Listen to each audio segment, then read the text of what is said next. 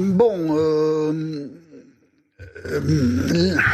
par où commencer? Vous savez, la comparaison avec Oradour-sur-Glane et le nazisme. J'ai d'abord vu Oradour-sur-Glane il y a bien longtemps de ça. J'ai été voir ce qu'était Oradour. J'étais dans la région, j'ai été voir. Et j'ai été ému par ce que j'ai vu. Puis j'ai lu, après, ce qu'a été la conquête de l'Algérie. Et c'est là dans ma tête, je ne pensais pas le dire ce matin du 25 février sur RTL, mais c'est là dans ma tête que je me suis dit, nous avons fait là ce que les soldats allemands ont fait à Oradour. L'Algérie, c'est une colonisation particulière, c'est une colonisation de peuplement. C'est-à-dire que quand on investit le sol algérien, on a le projet de chasser ce qui s'y trouve, pour que des colons venus de France, d'Espagne et d'Italie prennent leur place. Et il y a de multiples témoignages, pour ne prendre que cela.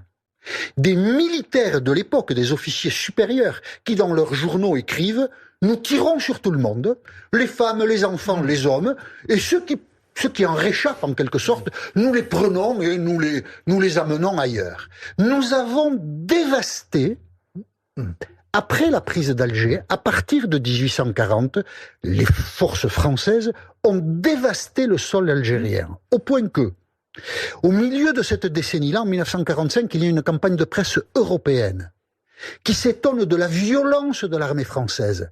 Pourquoi des emmené par le journaux... général Bugeaud, faut rappeler qui était à sa tête. Pourquoi insistons sur 1845. Oui. Non, 1845, c'est toute la décennie 40. Mais après aussi, un village de la Gouade, c'est 1852. Une révolte de Kabyles, on l'écrase dans le sang épouvantablement en 1871. Les témoignages sont multiples de la sauvagerie de l'armée française. Mais je voudrais juste rebondir sur un propos que vous teniez. La colonisation. On relativise beaucoup la violence de l'armée française lors de la colonisation de l'Algérie. Parce que, et c'est très différent du reste, on veut faire une colonie de peuplement. On chasse les gens qui vivent sur la terre pour que d'autres gens s'y installent. C'est très rare les colonies de peuplement. Mais nous n'en avons pas conscience parce que c'est un passé que nous ne voulons pas regarder. Il est beaucoup trop criminel pour que nous le regardions sereinement. La colonisation algérienne, pour revenir là-dessus, c'est une colonisation unique dans l'histoire coloniale française. Nous avons tué en Algérie comme nous n'avons pas tué mais Jean-Michel, ça s'est passé comme ça, c'est ce que dit Alain, dans l'histoire de la colonisation. D'autres peuples ont massacré, ont voulu chasser. Mais si, quand les Arabes ont conquis la Méditerranée, il y a eu aussi... on parle de la France des années 1840. Mais ce qu'on vous reproche, c'est de focaliser sur la France et pas dire que ça s'inscrit malheureusement dans une histoire mondiale. Mais c'est faux. Mais il faut beaucoup plus de temps que notre émission qui est trop courte. Donc la France est coupable. Plus que les autres. 1840. La décision de faire une colonie de peuplement. Parce que la France conquiert Alger en 1830 et ne sait pas quoi faire de cette conquête. Et en 1840, on décide, on envoie 100 000 soldats que nous allons remplacer les Algériens qui sont sur la terre par des gens qui viennent d'Europe. Ça, c'est pour l'histoire coloniale française unique. Espagnol, italien et français. Et c'est la France de 1840. Les droits de l'homme, c'est 1789. Vous comprenez, ça n'est pas les exemples coloniaux d'avant. Nous professons des valeurs que nous ne respectons pas. Et je voudrais juste ajouter une chose. Nous donnons aux Algériens la nationalité française. Et nous les inscrivons à partir de 1881 dans un statut de l'indigénat qui est de fait un apartheid. Tout cela, nous ne voulons pas le reconnaître. Social aussi. Il y a un reportage d'Albert Camus dans l'Alger républicain du 5 au 15 juin 1939. Il a fait un reportage en Kabylie, qui est un choc terrible quand les Français lisent le reportage d'Albert Camus, 1939. Il parle d'esclavage.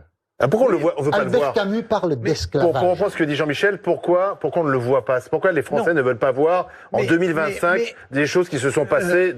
Moi, je suis pas un homme politique. Non. Je suis un journaliste. Je suis dans un studio de radio. L'animateur de l'émission, Thomas Soto, dit « Mais pourquoi on a d'aussi mauvais rapport avec l'Algérie ?» Donc, j'ai répondu deux choses simples. Il y a quelque chose d'immédiat, le Sahara occidental, le Maroc, tout ça. Mais on a un passif avec l'Algérie. Et en fait, votre question de « c'est pas le moment », mais en fait, il faudrait jamais parler du passé. Le passé, c'est ce que nous faisons depuis 1962. Nous l'enfouissons. Et d'autres que moi l'ont dit de manière scientifique, le refoulé remonte. Dès que l'on parle de l'Algérie, il y a un passif. Et ce passif-là, nous ne pouvons le régler qu'en regardant la réalité. Et l'ex-président Macron a parlé de crimes contre l'humanité. Avant d'être élu président. Ce qui a déclenché une sacrée polémique aussi. Alors, Emmanuel Macron, avec la légèreté de son âge, 39 ans quand il le fait, il est sur un coin de table, sur une radio à Alger, et il dit crime contre l'humanité, il rentre en France et il n'assume pas ce qu'il dit.